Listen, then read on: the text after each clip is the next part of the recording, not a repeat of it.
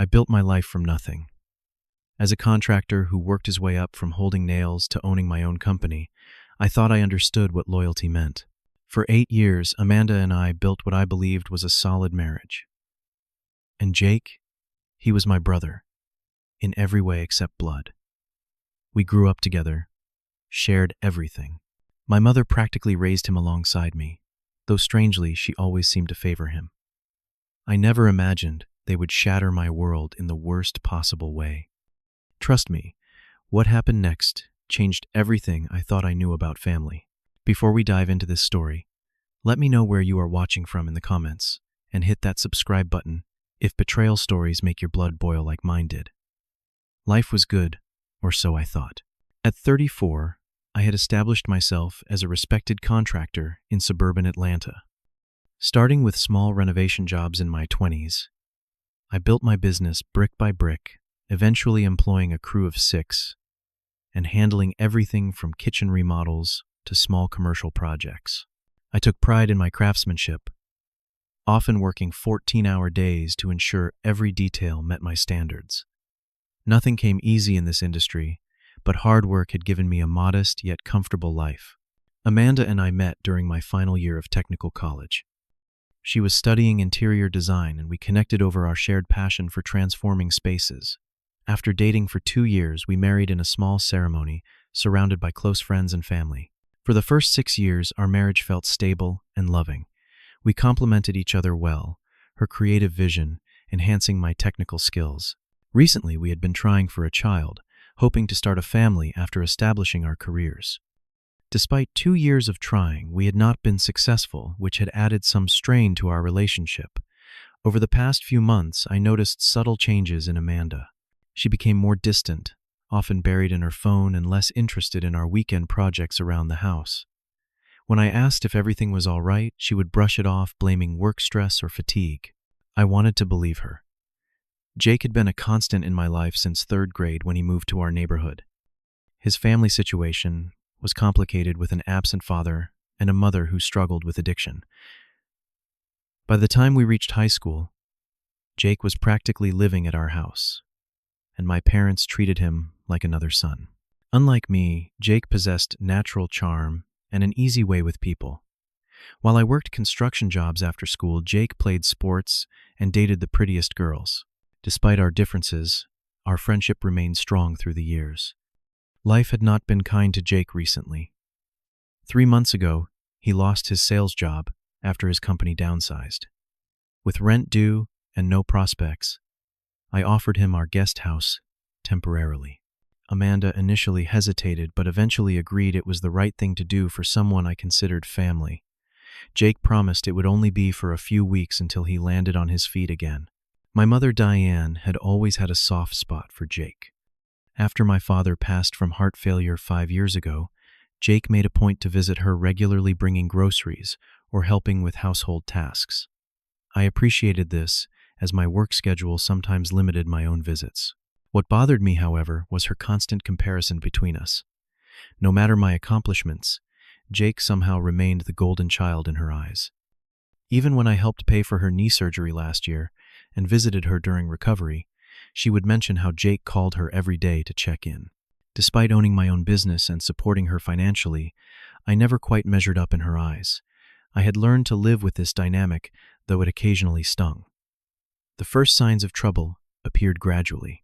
The atmosphere in our house changed when Jake moved into the guest house. I would come home to find Amanda and Jake laughing in the kitchen, conversations that abruptly changed when I entered the room.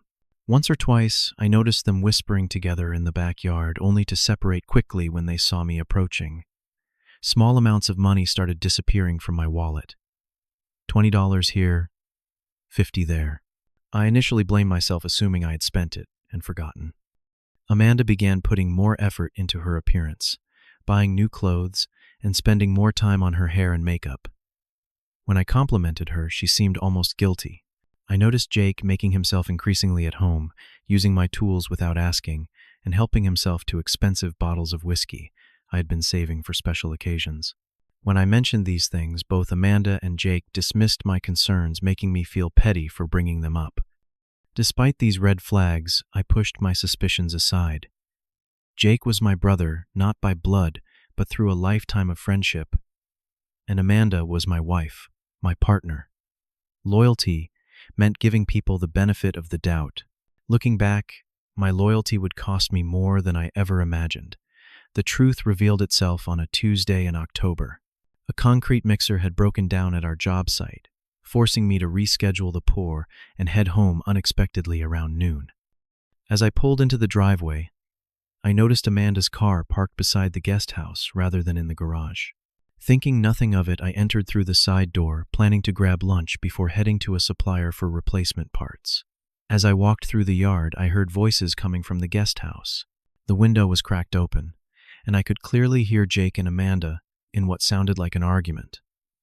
"We need more time," Amanda was saying. "He checks the accounts every month when the statements come in." "We cannot wait that long," Jake replied, his voice tense. "I found a way into his savings account. There is $78,000 there. With that plus what we already have, we can disappear before he even realizes what happened." I froze, unable to process what I was hearing. My best friend and my wife were plotting to steal my money and run away together. The betrayal was so complete, so unexpected, that for a moment I wondered if I was misunderstanding something. I moved away from the window, my mind racing. Instead of confronting them immediately, I decided to investigate further. That night, I pretended everything was normal, while my stomach churned with anxiety and betrayal. After Amanda fell asleep, I checked our financial statements, discovering several unauthorized transfers from our joint checking account to an account I did not recognize. Over $8,000 had disappeared over the past 2 months, in small increments deliberately kept below amounts that would trigger my attention. The next day, while Amanda was at work and Jake was supposedly at a job interview, I searched the guest house. Hidden in Jake's dresser drawer, I found a folder containing printouts of our bank accounts, copies of my signature and confirmation for 2 tickets to Cabo San Lucas scheduled for the following month. I also discovered a real estate brochure for houses in a coastal Mexican town with 1 property circled and marked our future home. The most devastating evidence came from Amanda's tablet, which she had forgotten to take with her that morning. Her messages with Jake spanned months, revealing not only their affair but their calculated plan to drain my accounts and disappear. They had been sleeping together for at least 4 months, their relationship beginning even before Jake moved into our guest house. When Amanda returned home that evening, I confronted her with what I had discovered. Initially, she denied everything, claiming I was paranoid and invasive for searching through her private messages. As I presented more evidence, her denials transformed into blame. "You were never really there, Vernon," she said, her voice cold. "Always working, always at job sites. Jake actually listens to me, makes me feel seen." I reminded her that my long hours had built the life we enjoyed, that every extra job I took was to save for the family we planned to have. She laughed bitterly, revealing that she had secretly remained on birth control, despite our attempts to conceive, never truly wanting to have children with me. Later that evening, I attempted to talk with Jake, hoping that our years of friendship might yield some explanation or remorse. I found him in the guest house, already packing his belongings. "What did you expect?" he sneered. "You always had everything handed to you. Nice house, successful business, beautiful wife. Some of us have to take what we want." His words stunned me. The narrative he had created bore no resemblance to reality, to the years I spent building my business through sweat and determination, while he bounced between jobs relying on his charm to get by. When I mentioned the money they had stolen, Jake became aggressive, shoving me against the wall and warning me that if I went to the police, he would make sure everyone knew I was an abusive husband who drove Amanda into his arms. Devastated and seeking support, I called my mother that night. I needed family, someone who would stand by me in this nightmare. Her response left me speechless. "You need to calm down and think rationally," she said, after I explained the situation. "Jake already called me. He told me you flew into a rage when you found out about their relationship. He is worried about you, Vernon." I could not believe what I was hearing. "Mom, they stole money from me. They were planning to clean out my accounts. How can you take their side?" "Jake said it was a loan," she replied defensively. "He told me you agreed to help them start over, but changed your mind. I actually loaned him some money too for an investment opportunity. He has always been so thoughtful, checking on me, when you are too busy. The final piece of betrayal clicked into place. Not only had my wife and best friend conspired against me, but they had also manipulated my mother, turning her against me as well. The people I trusted most had united in betrayal, leaving me completely alone. In the following weeks, the situation escalated beyond what I could have imagined. I discovered that Jake and Amanda had attempted to access my business accounts, going so far as to create fake documents with forged signatures. They had visited my bank pretending to be authorized on the account, stopped only by the vigilance of a teller who knew me personally and called to verify. Jake began spreading rumors throughout our social circle, telling friends that I had become controlling and abusive toward Amanda, that he had heroically intervened to protect her. Several friends I had known for years began avoiding me, sending messages of disappointment without ever asking for my side of the story. The isolation deepened as my support network crumbled under the weight of these calculated lies. My business began to suffer as my emotional state deteriorated. I missed appointments, made calculation errors on estimates, and struggled to maintain the professional demeanor my clients expected. Several projects fell behind schedule, and for the first time in years, I received complaints about my work. The situation reached its breaking point on a Sunday evening when I returned from a rare dinner out with my cousin Travis, one of the few people who had bothered to hear my side of the story. As I pulled into my driveway, I noticed Jake's truck parked in my usual spot. Entering my own home, I followed the sound of music to my bedroom, only to find Jake and Amanda in my bed, surrounded by empty wine glasses and takeout containers. The rage that washed over me was unlike anything I had ever experienced. Jake jumped up, a smirk playing across his face, as if he had orchestrated this moment deliberately. When he lunged at me, I defended myself, landing a solid punch before stopping myself from going further. Violence would only validate their narrative of me as unstable and dangerous. Instead, I walked away, sleeping in my truck that night, rather than remain under the same roof. The next morning, Amanda and Jake moved their belongings to my mother's house, where she welcomed them with open arms. When I attempted to retrieve some financial documents they had taken, my mother met me at the door with cold fury in her eyes. "If you do not leave them alone, I will help them file a restraining order," she threatened. "Jake told me everything about your temper. I always worried about that side of you. When I checked my accounts that week, I discovered the worst had happened. Nearly $78,000, my entire emergency savings and business reserve, had vanished. Jake had somehow obtained my account information and cleaned me out, leaving just enough in the business account to avoid immediate overdrafts on outstanding checks. That night, sitting alone in my half-empty house, I reached my lowest point. The betrayal was complete. My wife, my best friend, and even my mother had turned against me, stealing not only my money, but also my reputation and dignity. For a brief, dark moment, I considered giving up, perhaps selling what remained, and starting over somewhere far away. As I sat among the remnants of my former life, I found an old photo album. Pictures of my father teaching me carpentry, of my first job site, of the day I signed papers for my business license. My father's voice seemed to echo from those pages. "A Johnson never quits. We build things to last, son." Something shifted inside me. The fog of betrayal and self-pity began to clear, replaced by a steely resolve. I had built my business from nothing once. I could rebuild my life again, but this time I would be smarter, more strategic. This would not be about emotional revenge, but about reclaiming what was rightfully mine and holding those responsible accountable. The next morning, I contacted a highly recommended attorney who specialized in both divorce and financial fraud cases. Rather than rushing into emotional confrontations, I followed her methodical advice to document everything. I gathered bank statements, photographed evidence of forgery, and recorded every interaction with Amanda, Jake, and my mother. I installed security cameras around my property after changing the locks, a precaution that proved wise when Jake attempted to enter the house while I was at a job site 2 days later. The footage of him trying to break in through a back window became another piece of evidence in the growing case against him. With my attorney's guidance, I filed reports with the police and the bank's fraud department documenting the theft with meticulous detail. I froze all remaining accounts and created new ones at a different bank, securing them with additional verification measures. Every password, from email to social media to financial accounts, was changed and strengthened. The divorce filing cited infidelity with extensive evidence, including the text messages and photos I had discovered.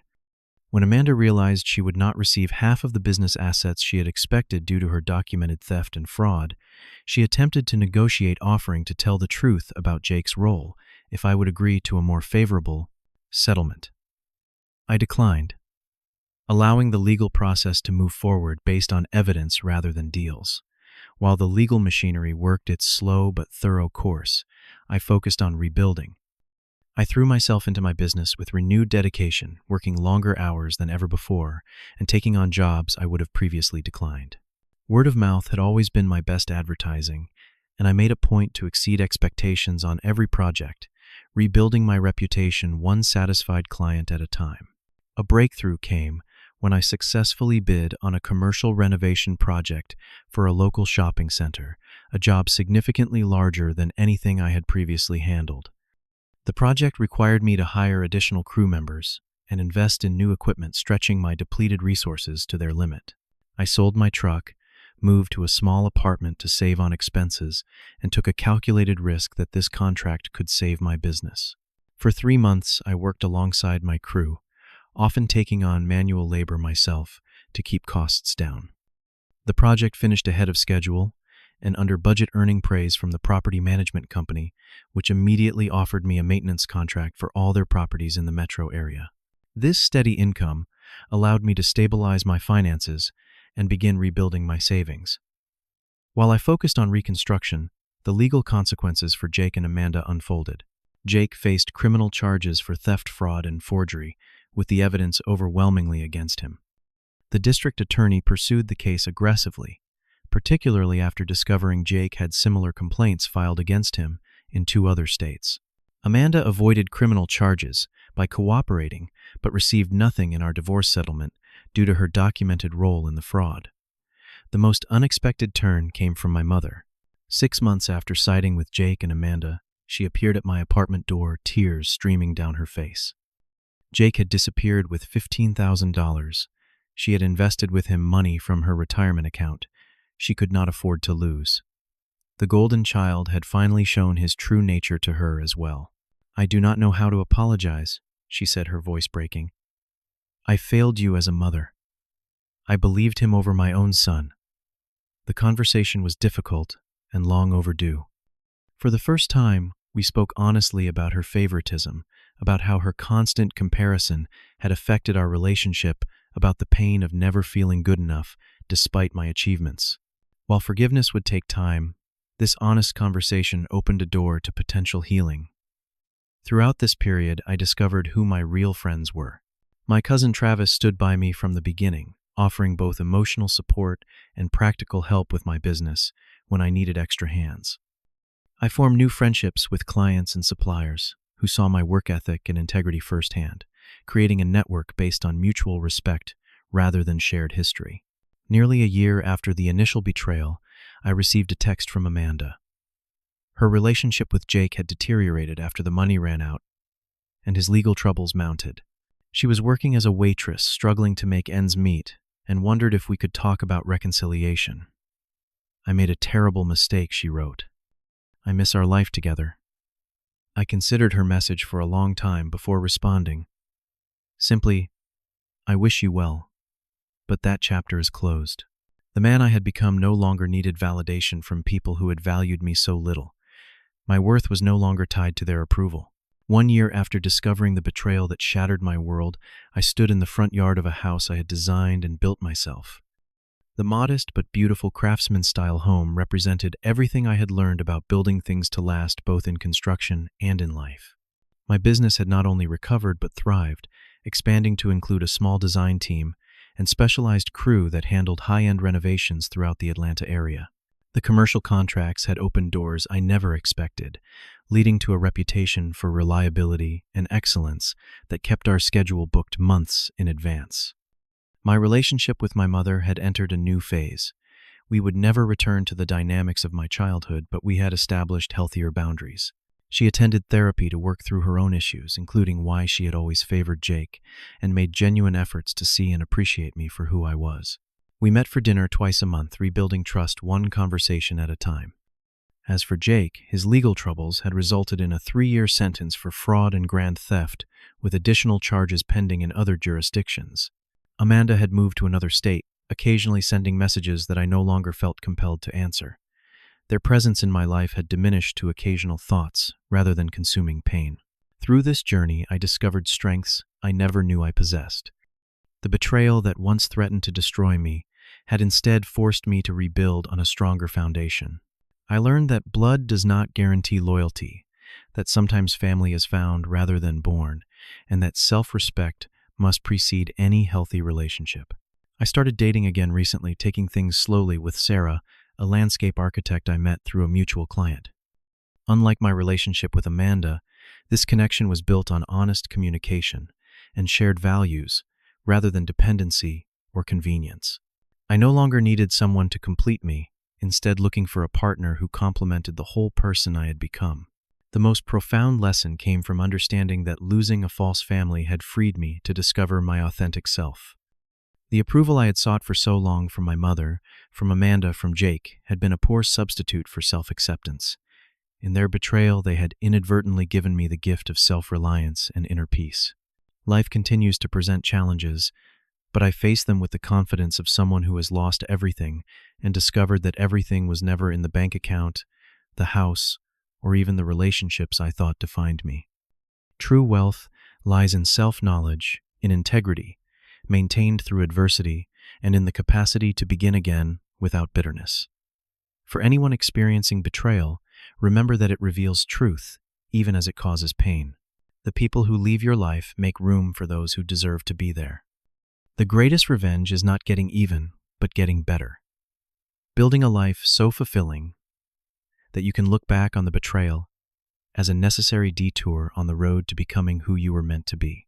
Have you ever experienced a betrayal that ultimately led to positive change in your life? Share your story in the comments below. If this resonated with you, please hit the like button and subscribe to hear more stories of overcoming adversity.